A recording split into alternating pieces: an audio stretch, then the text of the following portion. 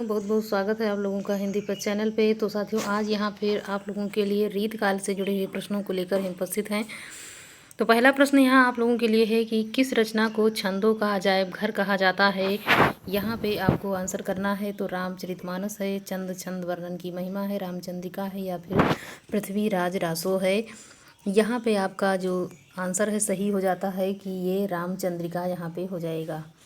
केशव की रचना है। इसे हिंदी तथा संस्कृत का बहुत अच्छा ज्ञान था, मतलब केशवदास जी को। ये संगीत, धर्मशास्त्र, ज्योतिष एवं राजनीति के भी ज्ञाता थे। तो उनकी रचना देखा जाए तो रसिक प्रिया है, रतन बावनी है, वीर सिंह देवचरित है, जहांगीर जसचंद्रिका है, नक्शिक छंदमाला और कवि प्रिया, विज्ञान गीता, रामचंद्रिका। रामचंद्रिका को राम स्वरूप चतुर्वेदी ने छंदों का अजायब घर कहा है। इस प्रकार से यहाँ दो प्रश्न बन सकता है कि किसने कहा है। तो राम स्वरूप चतुर्वेदी जी ने कहा है। किसको कहा है, तब छंदों का अजायब घर, तब रामचंद्रिका हो जाएगा। किसकी रचना है, तो यहाँ पे केशवदास की रचना हो जाए। आगे यहाँ पे है कि अन्य महत्वपूर्ण तथ्य में देखते हैं। यहाँ पे रसिक प्रिया, काव्य प्रिया, छंदमाला, रीति ग्रंथ है। इनमें क्रमशः 9 रस, अलंकारों एवं छंदों का निरूपण किया गया है। रामचंद्रिका में राम कथा तथा प्रबंधात्मक वर्णन है, जबकि रतन बावनी, वीर सिंह देवचरित और जहांगीर जसचंद्रिका आश्रयदाताओं के प्रस्तावित विषयक ग्रंथ हैं। विज्ञान गीता में आध्यात्मिक विषय को प्रस्तुत किया गया है तथा नखशिक में परंपरागत उपमानों की सहायता से राधा के विभिन्न अंगों का वर्णन किया गया है। रसिक प्रिया एवं यहाँ पे रसिक प्रिया एवं काव्य प्रिया में 16 प्रकाश हैं। तो ये काफ़ी महत्वपूर्ण प्रश्न हो जाएगा आपका कि रसिक प्रिया और काव्य प्रिया में दोनों में 16 प्रकाश यहाँ पे देखने को मिलेंगे। विज्ञान गीता, वीर सिंह देवचरित, जहांगीर जसचंद्रिका, रतन बावनी, रामचंद्रिका प्रबंध काव्य है। तो ये इतनी सारी रचनाएं इनकी प्रबंध काव्य हो जाएंगी, जबकि रसिक प्रिया, काव्य प्रिया तथा नखशिख यहाँ पे मुक्तक काव्य है। तो ये सारे प्रश्न यहाँ पे आपको देखने को मिल जाएंगे। और एक ही प्रश्न में कितने प्रश्नों को यहाँ पे समेटा गया है। रामचंद्रिका में महाकाव्य की शैली अपनाई गई है। तो महाकाव्य की शैली देखने को मिलती है किसमें, तो रामचंद्रिका में। केशवदास को आचार्य रामचंद्र शुक्ल ने कठिन काव्य का प्रेत कहा है। ये प्रश्न कई बार पूछा जा चुका है, चाहे जो भी एग्जाम हो। यहाँ पे प्रश्न बनेगा कि आचार्य रामचंद्र शुक्ल ने कठिन काव्य का प्रेत किसे कहा है, तो यहाँ पे केशवदास जी को कहा है। और जब पूछा जाएगा कि कठिन काव्य का प्रेत किसने कहा है, तो रामचंद्र शुक्ल यहाँ पे हो जाएगा। तो यहाँ पे साथियों कई सारे प्रश्न आपको देखने को मिल गए एक ही प्रश्न में। निम्नलिखित में से कौन सा ग्रंथ केशव का नहीं है, तो यहाँ पे भाषा भूषण है, विज्ञान गीता है, रतन बावनी है, जहांगीर जसचंद्रिका है।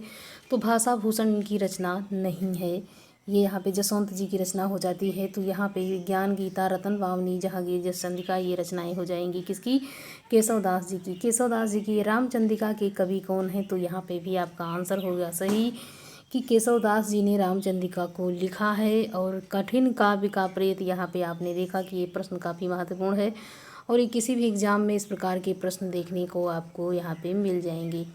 निम्नलिखित में से कौन सा ग्रंथ केशवदास द्वारा रचित है, तो विज्ञान गीता है, वर्व नायिका भेद है, कवि कुल कल्पतरु है, काव्य अलंकार है। तो यहाँ पे आपका हो जाएगा आंसर ए कि इसमें जो है विज्ञान गीता हो जाएगा, केशवदास द्वारा ये रचित है, मतलब केशवदास जी ने इसको लिखा है। कठिन काव्य का प्रेत किस कवि को कहा जाता है, तो कठिन काव्य का प्रेत अगर पूछा जाता है तो आप केशवदास जी कहेंगे। यहाँ पे आपका आंसर सी हो जाएगा। यदि कठिन गद्य का प्रेत कहा जाए तो यहाँ पे आपको आंसर करना होगा किसे, कि अज्ञे जी को कहा जाता है कठिन गद्य का प्रेत। कभी कभी ऐसे प्रश्न पूछ लेता है कि हम कठिन काव्य का प्रेत याद करके जाते हैं तो वहाँ कठिन गद्य का प्रेत पूछ लेता है। तो ये प्रश्न आपका यहाँ पे हो जाएगा कि कठिन काव्य का प्रेत केशवदास जी को, और कठिन गद्य का प्रेत पूछा जाए तो आपको यहाँ पे अज्ञेय जी को यहाँ पे आंसर करना रहेगा। आगे यहाँ पे है कि रामचंद्रिका किस कवि की कृति है, तो यहाँ पे आपको आंसर करना होगा कि ये कितनी महत्वपूर्ण कृति है इनकी, कि पूरा यहाँ पे एक पेज में समझ लीजिए कि रामचंद्रिका बिल्कुल छाई हुई है। आपका आंसर हो जाएगी केशवदास जी की रचना है यहाँ पे। आगे यहाँ पे प्रश्न है कि कवि प्रिया के रचनाकार कौन है, तो यहाँ पे भी आपका आंसर हो जाएगा क्या, कि केशवदास जी ने इसको लिखा है। तो आप यहाँ देख सकते हैं कि कितनी इनकी रचनाएं कितनी महत्वपूर्ण हैं, जबकि ये हर एग्जाम में इनकी कोई ना कोई एक रचना जरूर पूछी जाती है। तो यहाँ पे केशवदास जी को रीतकाल के कवि जो हैं इनको अच्छे से तैयार करना है कि इनका कोई भी प्रश्न ऐसा ना जाए, कोई भी इनकी रचना ऐसी नहीं रहनी चाहिए जो याद ना हो। हिंदी की रस रीति परंपरा का प्रस्थान ग्रंथ है यहाँ पे रसिक प्रिया केशवदास, हिमतरंगिणी कृपाराम, रस पीयूष निधि सोमनाथ या फिर रस रत्नाकर सुरत मिश्र। तो यहाँ पे आपका आंसर हो जाएगा कौन सा, ए हो जाता है रसिक प्रिया केशवदास की रचना हो जाएगी। हिंदी की रस रीति परंपरा का प्रस्थान ग्रंथ कहा जाता है।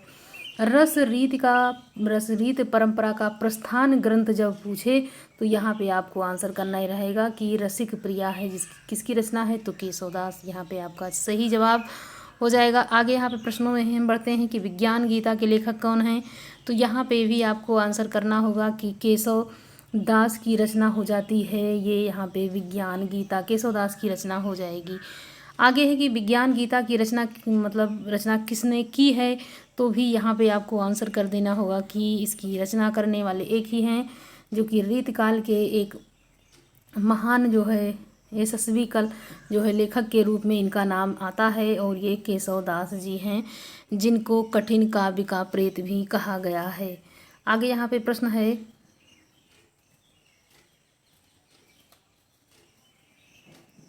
विज्ञान गीता किसके द्वारा लिखी गई है। तो नाभादास, तुलसीदास, केशवदास या फिर मलूकदास। तो यहाँ पे आपका आंसर सही हो जाएगा क्या, केशवदास जी की रचना हो जाएगी। सी आंसर आपका यहाँ पे सही हो जाएगा। विज्ञान गीता किसकी कृति है। तो केशवदास की, सूरदास की, तुलसीदास की या फिर बिहारी की। तो विज्ञान गीता आपको यहाँ पे आंसर करना है कि ये रचना किसकी है, केशवदास की रचना है। आगे यहाँ पे है, हम आशा करते हैं साथियों आपको सारी रचनाएं जो है केशवदास की याद हो रही होंगी। जहांगीर जसवंतिका के रचनाकार कौन हैं। तो भी यहाँ पे आपको आंसर कर देना होगा कि यहाँ पे भी रचना करने वाले हैं आचार्य केशवदास, जो कि यहाँ पे रीतकाल के कवि हैं। आगे है यहाँ पे कि इसमें से कौन सा ग्रंथ केशव का नहीं है। तो केशव का रस जो ग्रंथ नहीं है यहाँ पे हो जाएगा कौन सा, रामचंद्रिका भी, कवि प्रिया, विज्ञान गीता। तो सारी रचनाएं हो गई, डी यहाँ पे हो जाएगा। भाषा भूषण इनकी रचना नहीं है। ये भाषा भूषण जो है ये जसवंत सिंह का ग्रंथ है। यह एक अलंकार विषय ग्रंथ है, जिसमें शेष रचनाएं केशवदास की हो जाएंगी। भाषा भूषण चंद्रलोक शैली में लिखा गया है। अब ये शैली काफ़ी महत्वपूर्ण हो जा रही है कि भाषा भूषण की जो शैली अगर पूछता है कि कौन सी शैली में लिखा है, तो चंद्रालोक शैली में लिखा गया है। 212 दोहों का ग्रंथ है, इसमें 5 प्रकाशों में विभक्त है।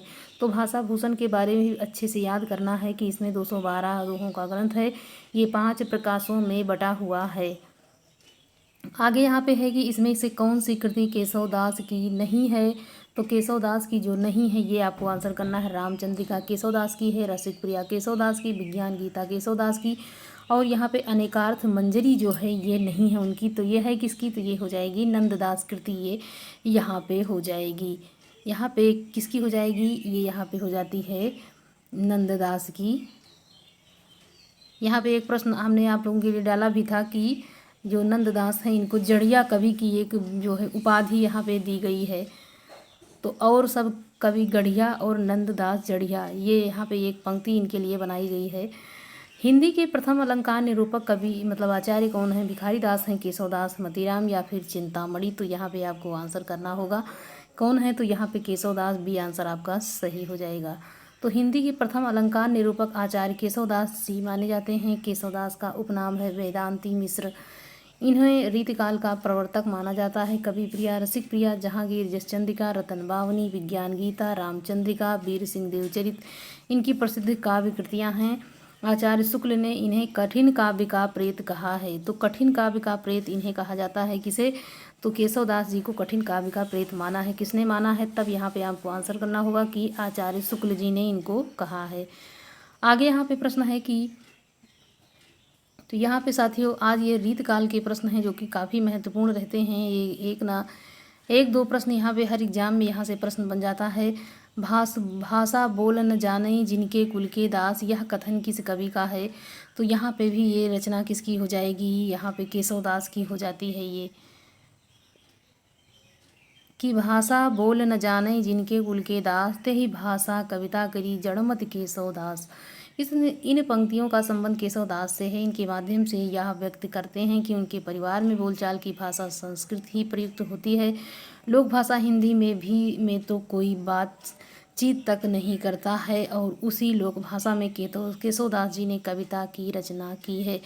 तो इनके केशवदास जी के उस ज़माने में वहाँ पे घर घरान में भी संस्कृत भाषा का ही प्रयोग होता था।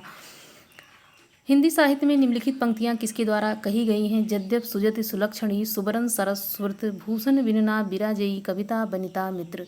तो ये पंक्ति यहाँ पे किसने कही है? काफ़ी महत्वपूर्ण पंक्ति है, कई बार के एग्जाम में ये जो है आ चुकी है। तो यहाँ पे बी आंसर आपका सही होता हुआ केशव दास जी की ये पंक्ति हो जाएगी। आगे है कि प्रस्तुत पंक्तियाँ केशव दास जी की हैं। इन्होंने काव्य में अलंकारों को प्रतिपादित करते हुए पंक्ति प्रस्तुत की है। तो ये जदप सुजाति सुलक्षणी सुबरन सरस सुवृत भूषण बिनुना विराजयी कविता बनिता मित्र। ये पंक्ति आपको याद रखना है और ये हर एग्जाम में लगभग यहाँ पर तक टीजीटी की बात ही छोड़िए, यहाँ पे आप जो टीटी का एग्ज़ाम देते हैं उसमें भी ये पंक्ति आपको देखने को मिल जाती है। तो यहाँ पे आपका आंसर सही हो जाएगा कि ये केशव दास की रचना है। यहाँ पे आगे बढ़ते हैं प्रश्न में कि जदप सुजात सुलक्षण। ये प्रश्न आप देखिए कि कितना ये महत्वपूर्ण है और इसको 3 बार 4 बार यहाँ पे जो है प्रस्तुत किया गया है। यहाँ पे पीजीटी 2020 में ये पूछा गया है। जदप सुजात सुलक्षणी सुबरन सरस सुवृत भूषण बिनुना विराजयी कविता बनिता मित्र। तो इस पंक्ति का पूछने का एक अलग ही वो है कि जैसे यहाँ पे भूषण दिख रहा है तो ये भूषण देख करके सब लोग आंसर कर देते हैं यहाँ पे भूषण। तो ये इस कन्फ्यूजन में बिल्कुल नहीं रहना है, आँख जो है बिल्कुल खोल करके यहाँ अच्छे से पढ़ के जाना है कि ये पंक्ति जो है कन्फ्यूजन में डालने के लिए कई बार पूछी जाती है। यहाँ पे आपका आंसर हो जाएगा केशव दास की रचना ये हो जाएगी। भूषण पे यहाँ पे बिल्कुल आंसर नहीं करना है। भूषण बिन्ना विराजयी कविता बनिता मित्र, यह कथन किसका है? भूषण को देख करके इस पंक्ति को आधा यहाँ पे डाला गया है। तो तुलसीदास, भिखारी दास, केशव दास या फिर मदीराम। तो यहाँ पे आपका आंसर हो जाएगा सी, केशव दास जी की रचना यहाँ पे हो जाती है ये। तो ये पंक्ति केशव दास जी की काफ़ी महत्वपूर्ण है क्योंकि ये कई एग्जाम में पूछी गई है, इसलिए इस पंक्ति को कई बार यहाँ पे जो दिखाया गया है। तो साथियों ये पंक्ति आप लोगों को हो सकता है बिल्कुल याद और कंठस्थ हो गई होगी। तो आने वाले किसी भी एग्जाम में आपका ये प्रश्न बिल्कुल गलत नहीं होगा। तो साथियों यहाँ पे जो रीतकाल के प्रश्न थे यहाँ पे हम आशा करते हैं आप लोगों को अच्छा लगेगा ये प्रश्न। तो मिलते हैं अगले वीडियो में, तब तक के लिए साथियों धन्यवाद।